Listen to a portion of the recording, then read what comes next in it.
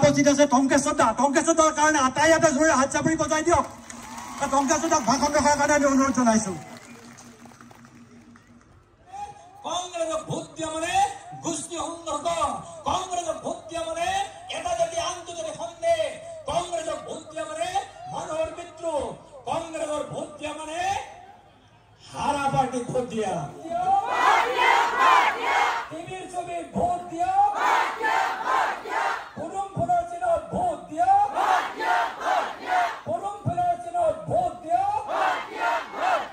Doctor Himanta Sharma জিন্দাবাদ আৰু আৱাজ দিয়া কংগ্ৰেছ দলটোৱে যাতে পাকিস্তান গৈ পায় হিমন্ত শৰ্মা জিন্দাবাদ হিমন্ত শৰ্মা জিন্দাবাদ সকলো কাহিনী গুচি যাব আমাৰ জীয়াই থাকিব নিদিব তেওঁলোকে আমি একেলগে থাকিম আমাক কোনেও পৰাজিত কৰিব নোৱাৰে কোনেও আমাক পৰাজিত কৰিব নোৱাৰে সাংবিধানিক স্বীকৃতি আমি সকলো ক্ষেত্ৰতে আগবাঢ়ি গৈ আছো মই জানুৱাৰী মাহত ৰাভা আশ্ৰমৰ কাৰ্যালয়ত আহোঁতে মই কৈছো প্ৰত্যেক মাহত দিয়াৰ ব্যৱস্থা কৰিম যাতে গৌৰৱক ইণ্টাৰভিউ দিব যাব লাগে দেশবাসী মাকৰ পৰা পইচা খুজিব নালাগে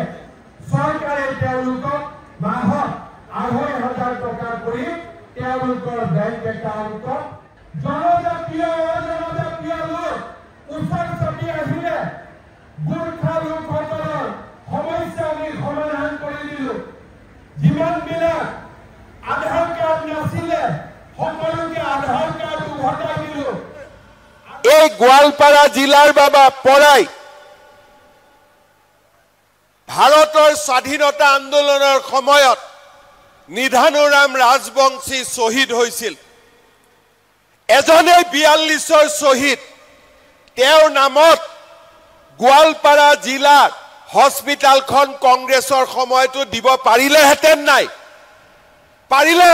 কংগ্ৰেছৰ সময়ত কিন্তু কংগ্ৰেছে থলুৱা লোকক মৰম নকৰে আজি বিজেপিয়ে গোৱালপাৰা জিলা অসামৰিক হস্পিটাল শ্বহীদ নিধানুৰাম ৰাজবংশীৰ নামেৰে নামাকৰণ কৰিবলৈ সিদ্ধান্ত লৈছে আমাৰ দুধনৈত ইতিমধ্যে আয়ুৰ্বেদিক কলেজৰ নিৰ্মাণৰ কাম আৰম্ভ হৈছে দীনদয়াল মহাবিদ্যালয়ৰ কাম আৰম্ভ হৈছে আৰু খুব কম দিনৰ ভিতৰতে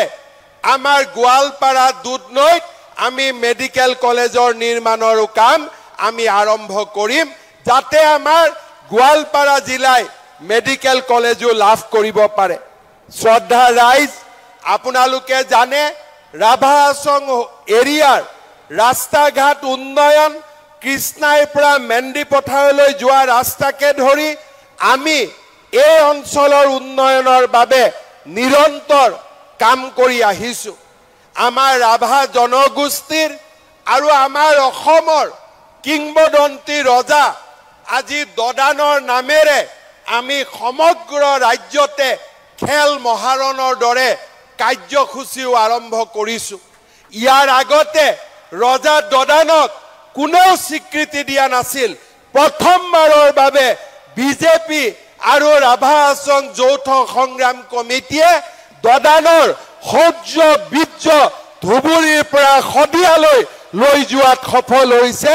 আজি অসমৰ মানুহে দদানৰ বিষয়ে জানিব পাৰিছে মই আশা কৰোঁ যেনেকৈ আমি লাচিত বৰফুকনক বিশ্ব মঞ্চলৈ লৈ গৈছো তেনেকে আমাৰ দিনতে ৰজা দদানক অকল মাত্ৰ ধুবুৰী আৰু শদিয়া নহয় আমি নতুন দিল্লীলৈও আমি ভাৰতবৰ্ষৰ চুকে কোণে লৈ যোৱাৰ বাবেও আমি আমাৰ কাম আমি হাতত লম আমি ষষ্ঠ অনুসূচী বা সাংবিধানিক স্বীকৃতি বা ৰাভাসকলৰ বৃহত্তৰ সমস্যা এই গোটেইবিলাকক লৈ মই ইতিমধ্যে তেখেতসকলক প্ৰতিশ্ৰুতি দিছোঁ যে কেন্দ্ৰীয় চৰকাৰৰ লগত আমাৰ ত্ৰিপাক্ষিক বৈঠক অনুষ্ঠিত হ'ব আৰু বৈঠকত সকলো জনগোষ্ঠীৰ লোক তাত থাকিব পাৰিব ৰাভা জনগোষ্ঠী বড়ো জনগোষ্ঠী আমাৰ গোৰ্খা গাৰো হাজং অসমীয়া ভাষী বঙালী ভাষী সকলোৰে মতামত লৈ আমি ৰাভা হাছঙৰ সাংবিধানিক স্বীকৃতি দিয়াৰ কাম হাতত ভূমিপট্টাৰ কথাও কৈছোঁ ভূমিপট্টা ইলেকশ্যনৰ আগতে ইয়াত মই 2000 মানুহক ফৰেষ্ট ৰাইটৰ পট্টা দিছোঁৱেই কিন্তু বহু লোকৰ হাতত এতিয়াও মাটিৰ পট্টা নাই মই ৰাভা হাছঙৰ নিৰ্বাচিত সদস্য আৰু ইয়াৰ পিছত পঞ্চায়ত তেখেতসকলৰ লগত বহি মই এখন নিজে মিটিং কৰিম যাতে খুব সোনকালে আমি দক্ষিণ কামৰূপৰ ভূমিহীন চৰকাৰী মাটি বহি থকা লোকক আমি ভূমিপট্টা খিলঞ্জীয়া লোকসকলক জনজাতীয় লোকসকলক আমি ভূমিপট্টা দিব বলা ৰেডি টংকেশ্বৰ ভাই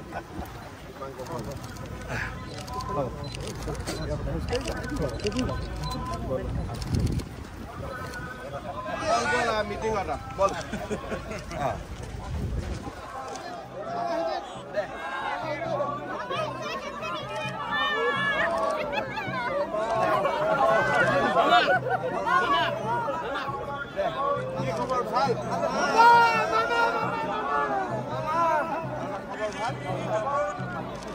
খবৰ ভাল খবৰে খবৰ ভালতো খবৰ কেনেকুৱা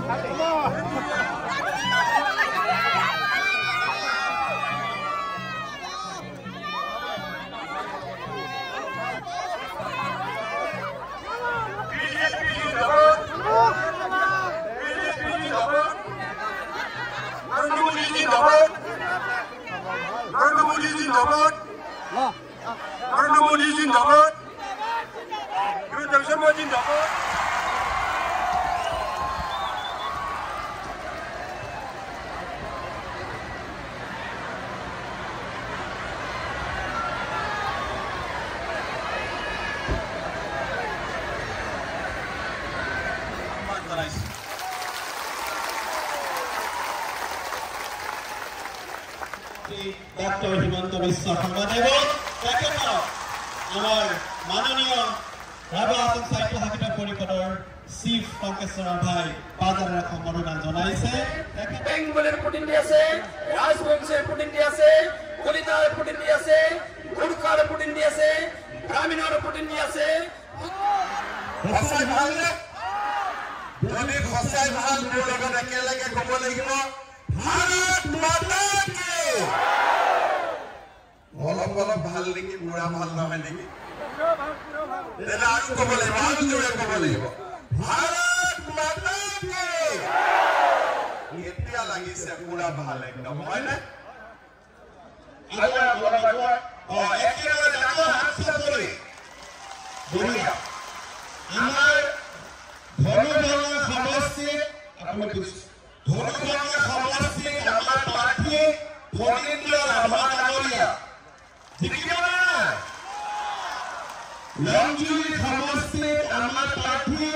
মণিদীপা ৰাভা ডাঙৰীয়ানী জিকিব নাই। জিকিব, ঠিক আছে। টিভি মানে পদুম আৰু পদুম মানে ডাঙৰ কৰি ক'ব লাগিব। পদুম মানে টিভি মানে পদুম মানে বঢ়িয়া। টিভি মানে পদুম, পদুম মানে টিভি। ঠিক আছে, আমি সকলোৱে বুজি পাইছো। ৰাভা আশ্ৰমত আৰু আমাৰ যৌথ সংগ্ৰাম সমিতিক ধন্যবাদ আৰু কৃতজ্ঞতা জনাইছো। আশা কৰি লাভ নাই। আপোনালোকে ইলেকশ্যন কৰি বাংলাদেশত খেলত ইয়াত আপোনালোকে ইলেকশ্যন খেলিলে কোনো ভোট নাপায়। আমাৰ কি কংগ্ৰেছে ভোট, কংগ্ৰেছক আমাৰ ভোট এনেও নালাগে, সিহঁতক বাংলাদেশী ভোট লাগে, হয়নে নহয়? সিহঁতক লাগে বাংলাদেশী ভোট, আমাৰ ভোট নালাগে সিহঁতক। সেইকাৰণে আমাৰ ভোট যদি নালাগে আমিও নিদিওঁ আৰু আমি বিজেপি আৰু যৌথ সংগ্ৰাম সমিতিক জিকাম। আমাৰ নিজৰ চৰকাৰ বনাম আৰু নিজৰ চৰকাৰে আমি অসমৰ উন্নয়নৰ বাবে, ৰাভা আশ্ৰমৰ উন্নয়নৰ বাবে আমি একেলগে লগ হৈ কাম কৰিম।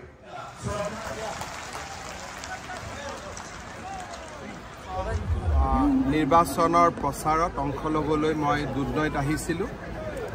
ৰাভা আশ্ৰম যৌথ সংগ্ৰাম সমিতি আৰু ভাৰতীয় জনতা পাৰ্টি আমি দুয়োটা দলে একেলগ হৈ নিৰ্বাচন খেলিছোঁ। প্ৰথমবাৰৰ বাবে ৰাভা আশ্ৰম যৌথ সংগ্ৰাম সমিতি ভাৰতীয় জনতা পাৰ্টীয়ে নিৰ্বাচনত সুন্দৰভাৱে অৱতীৰ্ণ হৈছে। প্ৰতিটো জাতি জনগোষ্ঠী ৰাভা, বড়ো, গাৰো, কোচ ৰাজবংশী, অসমীয়া ভাষী, বঙালী ভাষী সকলো লোক আজি একেখন মঞ্চত একত্ৰিত হৈছে। মই নিশ্চিতভাৱে বিশ্বাস কৰোঁ যে আমাৰ সভাপতি দিলীপ শইকীয়া আৰু ৰাভা আশ্ৰম স্বায়ত্তশাসিত পৰিষদৰ মুখ্য কাৰ্যবাহী সদস্য টংকেশ্বৰ ৰাভাৰ নেতৃত্বত আমি বিপুল ভোটত বিজয়ী হ'ম। ইতিমধ্যে 3টা সমষ্টিত আমি বিনা প্ৰতিদ্বন্দ্বিতাৰে নিৰ্বাচিত হৈছোঁ আৰু নিৰ্বাচন হ'বলগীয়া 33টা সমষ্টিটো আমি চমকপ্ৰদ সাফল্য লাভ কৰিবলৈ সক্ষম হ'ম। গোৱালপাৰা জিলাৰ ৰাইজৰ বাবে যথেষ্টখিনি সমস্যা আছে। ইয়াৰ ফৰেষ্ট, ইয়াৰ ৱেটলেণ্ড বিভিন্ন ব্যক্তিয়ে আহি দখল কৰিছে আৰু আমাৰ জনজাতীয় থলুৱা লোকৰ অধিকাৰ বহুখিনি কাঢ়ি লৈ যোৱা হৈছে। আমি ৰাভা আশ্ৰম স্বায়ত্তশাসিত পৰিষদক এটা সাংবিধানিক স্বীকৃতি দিব বিচাৰোঁ যাতে তেওঁলোকে নিজৰ মাটি বাৰী ৰাখিব পাৰে আৰু ৰাভা আশ্ৰম স্বায়ত্তশাসিত পৰিষদৰ বাহিৰৰ অঞ্চলবিলাকতো যোৱা 5 বছৰত আমি যথেষ্ট কাম কৰিছোঁ। 4 বছৰত বহুবিলাক এভিকশ্যন হৈছে, নতুন মানুহ অহা এক প্ৰকাৰ বন্ধ হৈছে। মই ভাবোঁ যে আমি এনেকৈ কাম কৰি গৈ থাকিলে অসমখনক আমি সুৰক্ষিত কৰিম। কংগ্ৰেছে ৰাভা আশ্ৰম স্বায়ত্তশাসিত পৰিষদত 1995ত চুক্তি হৈছিল। 2013লৈকে তেওঁলোকে নিৰ্বাচনেই নকৰিলে। হাইকোৰ্ট গৈ নিৰ্বাচন কৰিবলগীয়া 24জন লোকক গুলীয়াই হত্যা কৰা হৈছিল। কিন্তু আজি আপোনালোকে বিজেপি দলক চাওক যে পঞ্চায়ত ইলেকশ্যনৰ আগতেই মই ৰাভা আশ্ৰমৰ নিৰ্বাচন পাতি দিছোঁ। তাৰমানে বিজেপি জনজাতীয় লোকসকলৰ অধিকাৰৰ কাৰণে আমি কিমান সচেতন। মোকো কৈছিলে যে পঞ্চায়তৰ পিছত পাতো ৰাভা আশ্ৰম। মই বোলো নহয়, মই এদিনৰ কাৰণেও চৰকাৰী অফিচাৰ নবহোঁ। সেইটো হ'ল আমাৰ কমিটমেণ্ট। আৰু সেইকাৰণে আপোনালোকে দেখিছে যে আজি বড়ো গাৰো ৰাভা বঙালী ভাষী অসমীয়া ভাষী কোচ ৰাজবংশী হাজং সকলো অনুসূচিত জাতি সকলো লোক আজি একত্ৰিত হৈছে আমাৰ মঞ্চত গোৱালপাৰা মেডিকেল কলেজৰ কাম মই এই বছৰতে আৰম্ভ কৰিম আৰু ইতিমধ্যে জিলা অসামৰিক হস্পিটেলখন আমি শ্বহীদ নিধানুৰাম ৰাজবংশীৰ নামত উৎসৰ্গিত কৰিছোঁ ৰাভা সংঘৰ লগত আমাৰ এটা বহুদিনীয়া সিদ্ধান্ত আছে যে MLA ইলেকশ্যনত আৰু MP ইলেকশ্যনত বিজেপিক তেওঁলোকে সমৰ্থন কৰে পদুমৰ চিন থাকে কেতিয়াবা ৰাভাৰ পৰাও আমি তেওঁলোকৰ বিষয়ববীয়াসকলক বিজেপিত টিকট দিওঁ আমাৰ এইটো এটা বহুদিনীয়া সিদ্ধান্ত আছে যে বিধানসভা লোকসভাত বিজেপি আৰু আন নিৰ্বাচনবিলাকত TV চিনতো ইলেকশ্যন খেলা যায় সেইকাৰণে আমাৰ আৰু টংকেশ্বৰ ৰাভাত আমাৰ বুজাবুজি বিজেপিৰ লগত ময়ো যোগদান কৰাৰ বহুত আগত এইটো আটাইতকৈ পুৰণা বুজাবুজি আৰু এই বুজাবুজিটো আজিও অক্ষুণ্ণ আছে আৰু ভৱিষ্যতে অক্ষুণ্ণ থাকে লাহে লাহে চব প্ৰথমতে ইয়াত এটাও নাছিলে এতিয়াতো বকো এক প্ৰকাৰ উদ্ধাৰ হ'ল পশ্চিম গোৱালপাৰা উদ্ধাৰ হ'ল দুধনৈ সুৰক্ষিত হ'ল গতিকে এজন মানুহে যিমান কোবাব পাৰি সিমানে কোবাব পাৰিম গতিকে 4 বছৰত যিমান কৰিব পাৰি সিমান কৰিছোঁ মাজে মাজেতো মোক বেয়াও পাই যায় দিলুৱাৰৰ এগেইনষ্টত যুঁজি থকাৰ কাৰণে কিন্তু আমিতো ক'তো হাৰ মানা নাই য'তে ক'ৰবাত দিলুৱাৰ পাইছোঁ ক'ৰবাত কিবা পাইছোঁ যোনে বেয়া কাম কৰিছে সমালোচনাৰ মাজতো আমি আমাৰ কাম কৰি গৈ আছোঁ ক'তো জিৰণি লোৱাই নাই যাতে জাতি মাটি ভেটি সুৰক্ষিত আমি কৰিব পাৰোঁ কিন্তু এইটো ঠিক আজি আমাৰ বাবে আটাইতকৈ আনন্দিতৰ কথা যে অসমৰ ইছলাম ধৰ্মী সমাজখনেও আজি বিজেপিক বুজি পাইছে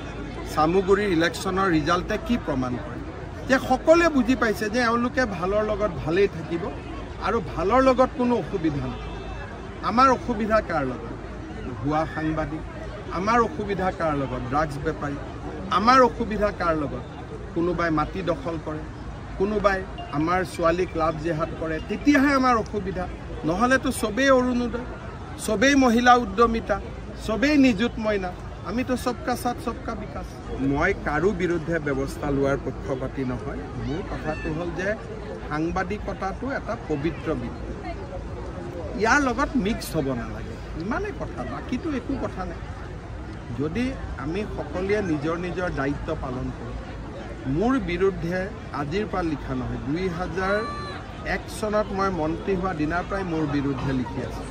কিন্তু মোৰ বিৰুদ্ধে লিখা সাংবাদিকৰ ঘৰতো মই নিজে যাওঁ বেমাৰ আজাৰ হ'লে তেওঁলোকৰ লগত থাকোঁ ঘৰৰ বিপদ হ'লে তেওঁলোকৰ লগত থাকিব চেষ্টা কৰোঁ কিন্তু যদি সাংবাদিক হৈ মই সাংবাদিকতাৰ বাহিৰৰ কাম কৰোঁ তেতিয়াহ'লেতো আইন সকলোৰে সমান মই যদি আজি মুখ্যমন্ত্ৰী হৈ কাৰোবাৰ মাটি দখল কৰিব যাওঁ মোকোতো এৰেষ্ট কৰিব ন পুলিচে গতিকে আইন সকলোৰে ক্ষেত্ৰত সমান কিন্তু মই এইটো কথা বিশ্বাস কৰোঁ যে বিজেপি এটা চৰকাৰ যোনে আমাৰ এগেইনষ্টত ইমান লিখে আমিতো কাকো একো নকওঁ আমাৰ এগেইনষ্টত লিখা মানুহজনকো লগ পালে হাঁহি মাৰি মাত দিওঁ হয়নে এতিয়া আপোনালোকৰ ভিতৰত কিমানে হয়তো মোৰ এগেইনষ্টতে গৈ আজি লিখিব মইতো কেতিয়াও এটাও টান শব্দ নকওঁ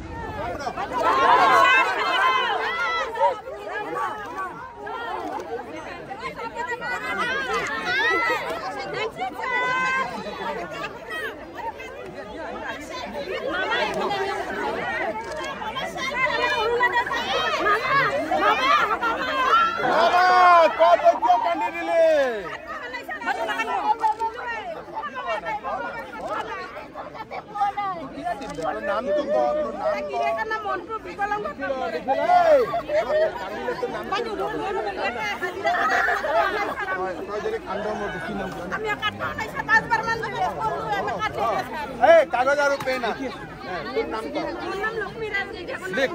লক্ষ্মী কি নাম ৰায় তোৰ গিৰেকৰ নাম অমৰণ্য নাই গাঁও ক'ত দৰংগিলি তোৰ নাম কি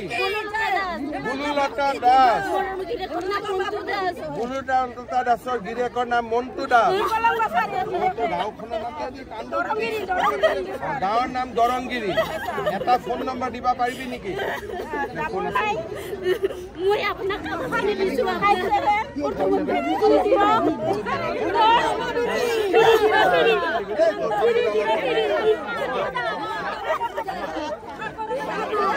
কৰিব লাগে কি কৰিব লাগে